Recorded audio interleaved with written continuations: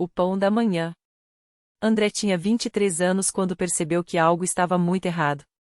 Não era apenas o cansaço do trabalho na padaria, onde começava às 4 da manhã para assar os pães que alimentariam a cidade.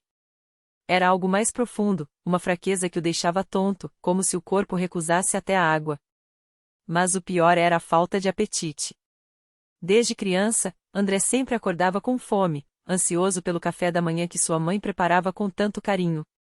Agora, porém, ao sentar à mesa, o cheiro do pão fresco o enojava. Forçava-se a comer um pedaço, mas logo sentia náuseas. Em poucas semanas, havia perdido quase 10 quilos. Os médicos não encontravam nada. Estresse, talvez, disseram. Receitaram vitaminas, remédios para ansiedade, mas nada adiantava. André via seu corpo definhar, e com ele, sua esperança. Como continuar trabalhando se nem conseguia se alimentar? A padaria era tudo o que tinha. Seu pai, um homem simples e trabalhador, já falecido, deixará-lhe aquele pequeno negócio como herança. Se André adoecesse de verdade, o que seria de sua mãe e das duas irmãs mais novas? Foi numa tarde de domingo, enquanto arrumava as prateleiras da padaria, que ouviu vozes vindas da rua. Um grupo de pessoas, vestidas com simplicidade e modéstia, caminhava em direção ao pequeno salão alugado na rua ao lado. Alguns carregavam Bíblias, outros seguiam em silêncio, com expressões serenas. André reconheceu o lugar, era a Congregação Cristã no Brasil, uma igreja que já existia há anos na cidade, mas que ele nunca havia entrado. Sempre ouvirá falar dos cultos sem instrumentos, dos hinos cantados à capela, das orações fervorosas. Lá só entra quem quer servir a Deus de verdade, comentava sua avó, que era católica, mas respeitava muito aqueles irmãos. Naquela tarde, porém, algo o atraiu. Talvez fosse o cansaço, a solidão, ou apenas a curiosidade. André fechou a padaria mais cedo e, sem pensar muito, seguiu os passos daqueles desconhecidos. Dentro do salão, tudo era simples. Bancos de madeira enfileirados, paredes brancas, uma mesa coberta com um pano branco ao fundo. Não havia altares chamativos, nem imagens, nem nada que distraísse. Os irmãos e irmãs entraram em silêncio, sentando-se com recato. Alguns homens usavam ternos modestos, as mulheres vestidos longos e lenços na cabeça. André, de camisa social e calça de trabalho, sentiu-se um pouco fora do lugar, mas ninguém o olhou com estranhamento. Pelo contrário, um senhor de cabelos brancos, que depois soube ser o ancião responsável, aproximou-se e lhe estendeu a mão com um sorriso. Seja bem-vindo, irmão. Fique à vontade. André balbuciou um obrigado e sentou-se num canto. Não sabia os hinos, não entendia bem as palavras, mas algo naquele ambiente o tocou. Quando começaram a cantar, sem acompanhamento de instrumentos, apenas vozes unidas em harmonia, ele sentiu uma paz que não experimentava há meses. Era como se aquelas palavras, Jesus, meu Salvador, a te venho buscar, falassem diretamente ao seu coração. O ancião dirigiu a reunião com serenidade, lendo passagens da Bíblia e falando sobre a fé que move montanhas. Depois, veio o momento das orações. Os irmãos se levantaram, uns após os outros, e começaram a orar em voz alta, com uma sinceridade que comoveu André. Não eram palavras decoradas, mas súplicas vindas da alma. Alguns pediam por familiares doentes, outros agradeciam por bênçãos recebidas. Uma senhora, de mãos trêmulas, orou por um neto que estava longe de Deus. André sentiu os olhos ardendo. Quando o ancião perguntou se havia alguém com um pedido especial, André hesitou. Nunca havia falado em público, muito menos numa igreja. Mas algo dentro dele o impulsionou. Levantou-se, tremendo, e com voz quebrada, disse: Eu não consigo comer, irmão. Não tenho apetite, não sei o que tenho. Os médicos não acham nada, mas estou ficando fraco. Peço que orem por mim. Não houve risos, nem olhares de desdém. Ao contrário, muitos assentiram com a cabeça, como se entendessem sua dor. O ancião fez um gesto, e vários irmãos se aproximaram, colocando as mãos sobre seus ombros. Então, começaram a orar. Não era uma oração longa ou cheia de palavras difíceis. Era simples, direta, como uma conversa com um pai amoroso.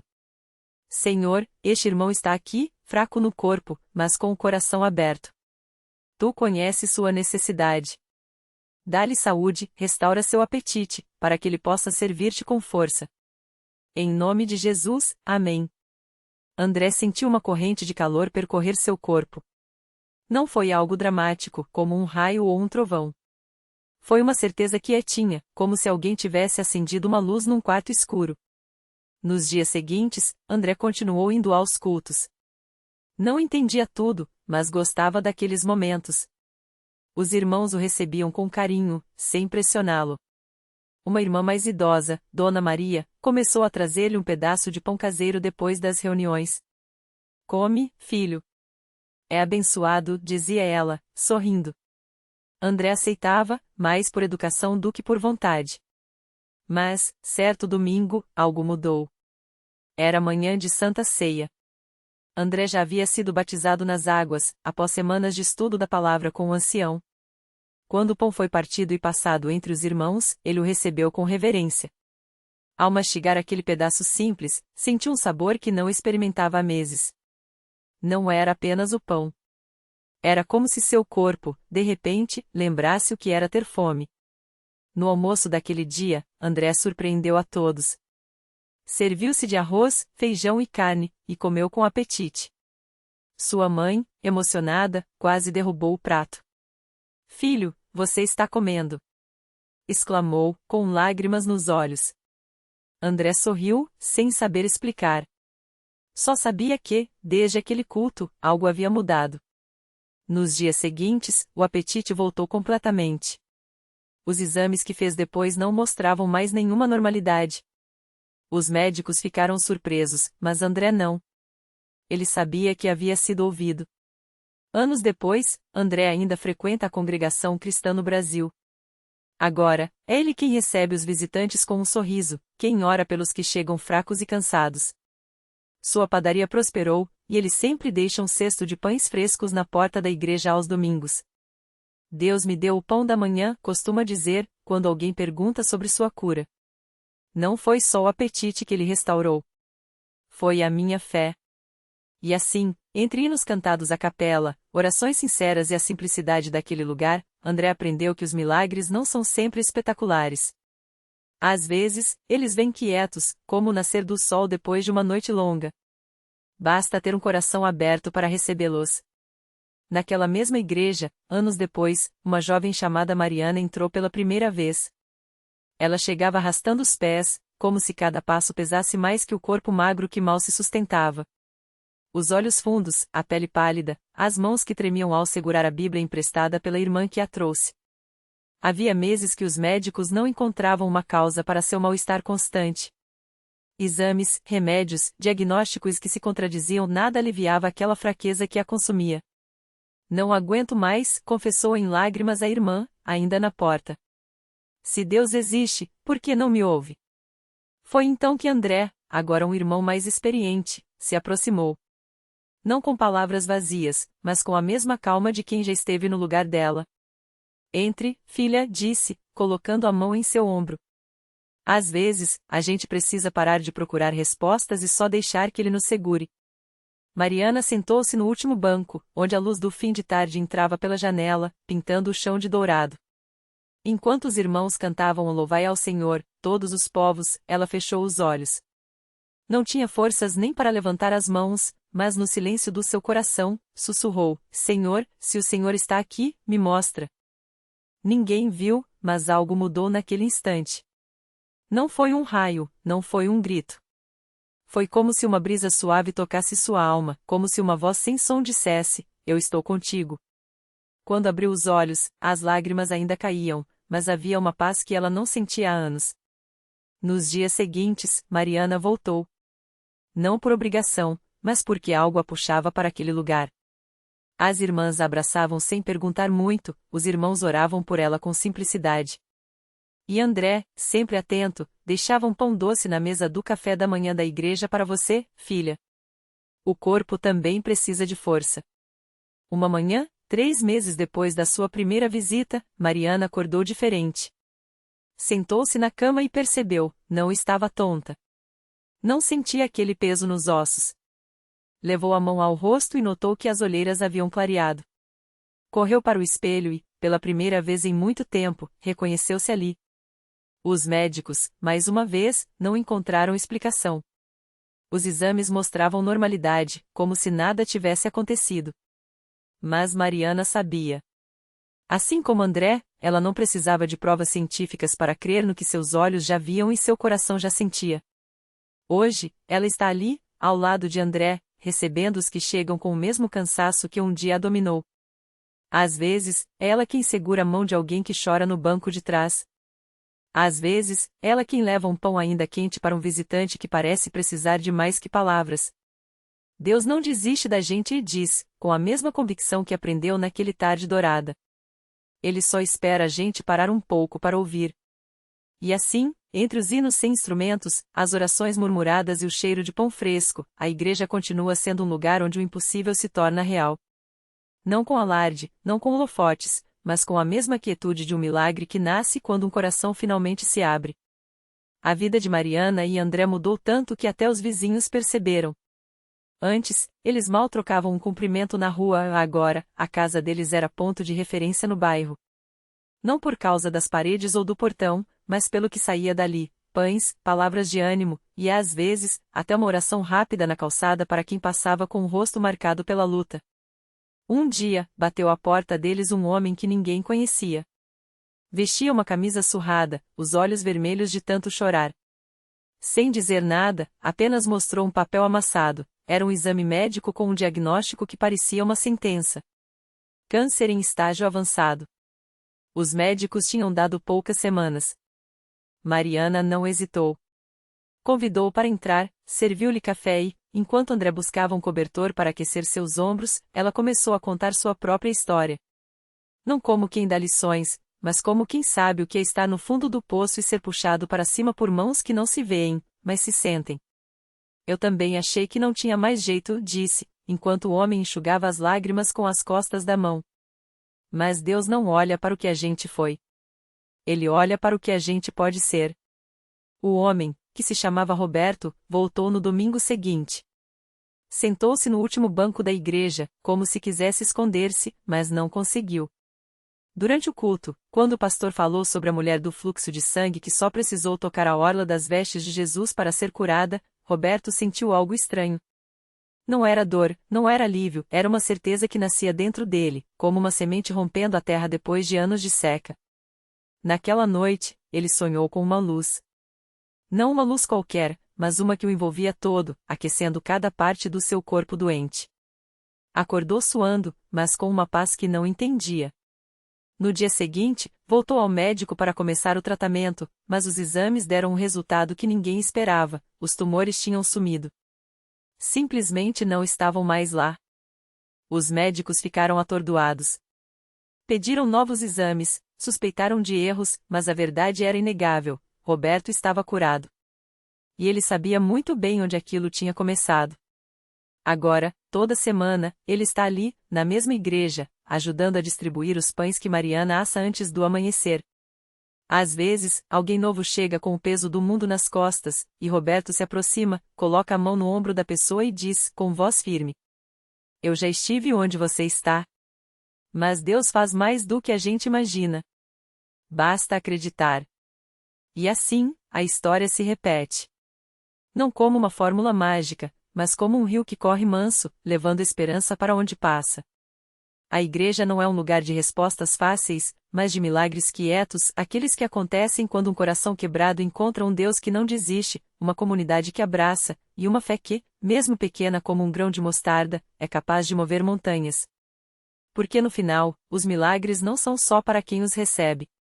São para quem os vê, para quem os conta, para quem, ao ouvir, sente algo acordar dentro de si. E assim, a luz continua se espalhando, uma vida de cada vez. Naquela mesma semana, uma mulher chamada Marisa entrou pela primeira vez na Congrega Cristã no Brasil. Ela vinha arrastando uma dor que parecia não ter fim. O filho mais velho, Vitor, de 19 anos, estava preso há 2 anos por envolvimento com drogas e roubos. As visitas ao presídio eram um misto de vergonha e desespero. Cada vez que ela saía dali, sentia que levava consigo um pouco mais da esperança que restava. Até que um dia, quase sem forças, ouviu de uma vizinha: minha filha, na minha igreja, Deus ainda faz milagres. Vamos juntos? Marisa foi sem esperar nada. Só queria um lugar para chorar em paz. Mas quando entrou, algo a surpreendeu. Não eram palavras bonitas ou promessas vazias. Era o silêncio respeitoso, os olhares acolhedores, o modo como as pessoas se cumprimentavam com um aperto de mão sincero, como se dissessem: você não está sozinha. E quando o irmão que presidia a reunião começou a falar sobre o poder da oração, Marisa sentiu algo estremecer dentro dela. Não era emoção passageira, era como se uma voz sussurrasse: espere. Ainda há esperança. No final da reunião, ela se aproximou de uma irmã mais velha, Dona Maria, que já tinha passado por lutas semelhantes. Sem julgar, Dona Maria apenas ouviu. E então, com a simplicidade de quem já viu Deus agir, disse: vamos orar pelo seu filho. Deus conhece o coração dele, mesmo onde nós não chegamos. Marisa, com lágrimas nos olhos, concordou. Naquela noite, enquanto dormia, Marisa sonhou com Vítor. Não estava na prisão, mas em um lugar claro, de joelhos, com as mãos levantadas. Ela acordou com um sobressalto, o coração acelerado, e uma certeza inexplicável: algo estava prestes a mudar.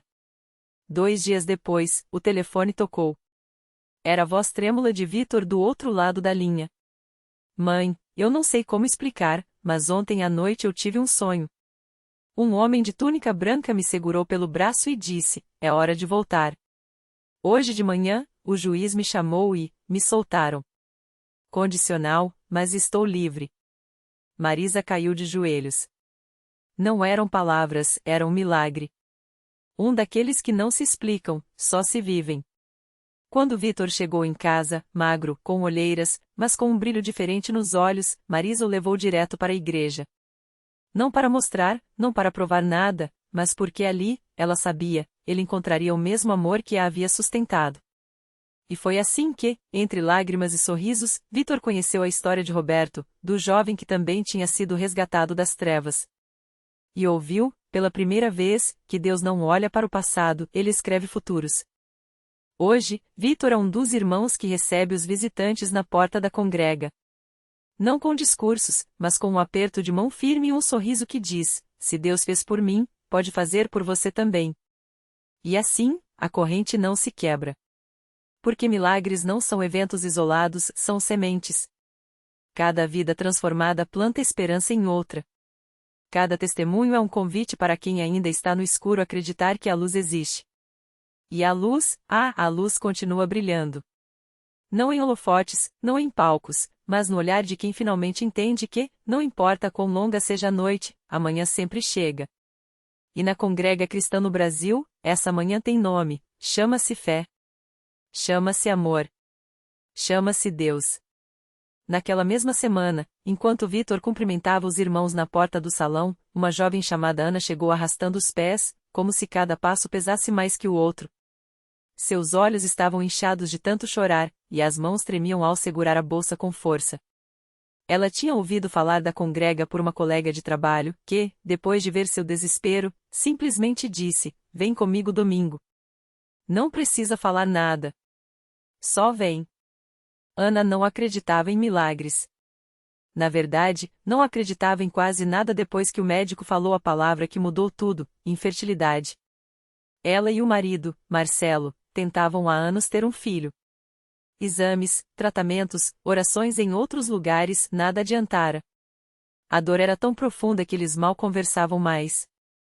Marcelo se fechava no trabalho, e Ana se afogava em silêncio, sentindo que o sonho de ser mãe escapava como areia entre os dedos.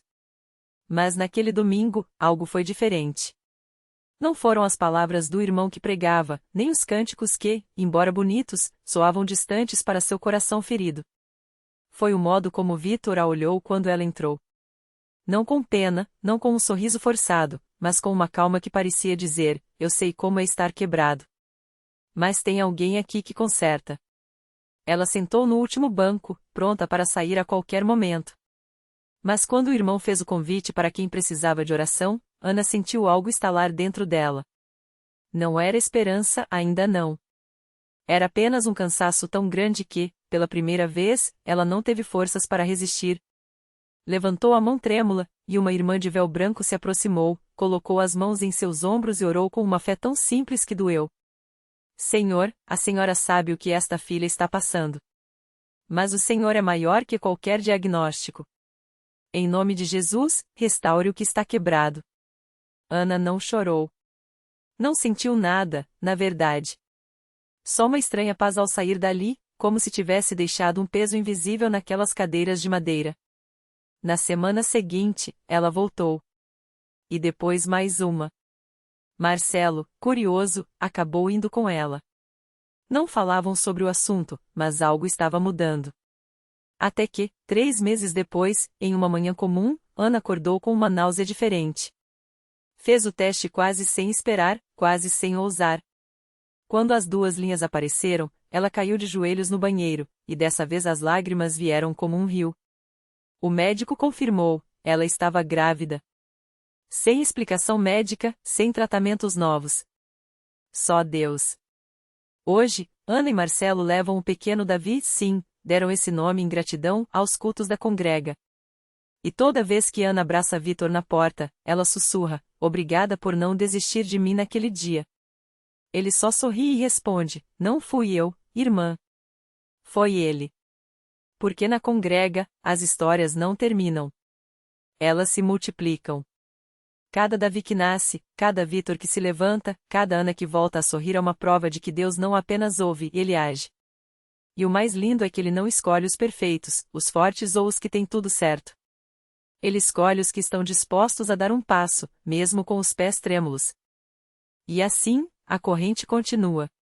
Não por força humana, mas pela graça daquele que transformou água em vinho, cegos em videntes e corações partidos em testemunhos vivos. Porque onde há fé, até o impossível se curva. E na congrega cristã no Brasil, o impossível tem endereço certo, é ali, entre irmãos que oram, que creem e que, acima de tudo, amam. Como Deus ama. Sem medidas. Sem condições. Só amor. O milagre completo. A irmã Maria seguiu o irmão José até a porta da pequena casa de madeira, onde a criança, antes imóvel nos braços da mãe, agora chorava, não de dor, mas de fome. Os médicos tinham dito que ela nunca andaria, que seus músculos atrofiados eram uma sentença. Mas ali estava a menina, aos tropeços, sim, mas andando, estendendo os bracinhos para a mãe, que caiu de joelhos no chão de terra, repetindo entre lágrimas, glória a Deus. Glória a Deus. O irmão José não sorriu com orgulho, nem aceitou os agradecimentos que brotavam como água de nascente. Apenas abaixou a cabeça, fechou os olhos por um instante e respondeu, firme e sereno, não fui eu, irmã. Foi ele. E era a verdade. Porque aquele não era um milagre isolado. Era mais um fio tecido na tapeçaria divina que a congrega vinham bordando há décadas. O mesmo Deus que fizera o irmão Pedro, antes viciado, agora pregador, erguer-se do chão do bar para erguer outros. A mesma mão que secara as lágrimas de Dona Rosa quando, após anos de oração, seu filho pródigo voltou para casa não com palavras, mas com um abraço que dizia tudo. Era o Deus dos impossíveis, que não precisa de holofotes, mas de corações disponíveis. A reflexão que fica. Há quem espere sinais grandiosos, trovões ou vozes do céu. Mas os maiores milagres muitas vezes chegam silenciosos, no suspiro de alívio de quem achava que não aguentaria mais, na mão estendida quando o mundo virou as costas, na força que nasce quando já não sobrava nenhuma. Deus não muda as circunstâncias para depois transformar pessoas, ele transforma pessoas nas circunstâncias. E assim, o deserto vira manancial, a noite vira aurora, e o que era fim se torna apenas um novo começo. A lição. A fé não é a certeza de que tudo sairá como queremos, mas a confiança de que, seja como for, Deus estará lá não como espectador, mas como autor. E ele não escreve finais tristes para quem lhe entrega o lápis. Na congrega, aprendemos que milagre não é só o que vemos, mas o que vivemos, a paz que não faz sentido, a alegria que resiste, o amor que não se cansa. Porque quando Deus age, até as pedras clamam. E quando ele cala, é para nos ensinar a ouvir com o coração. E assim, a corrente não para. Porque onde há um irmão de joelhos, há um céu se movendo. Onde há uma oração sincera, há um milagre a caminho. E onde há amor, aquele amor sem medidas, sem condições, ali, sim, O impossível tem endereço certo. E esse endereço é o coração de quem crê.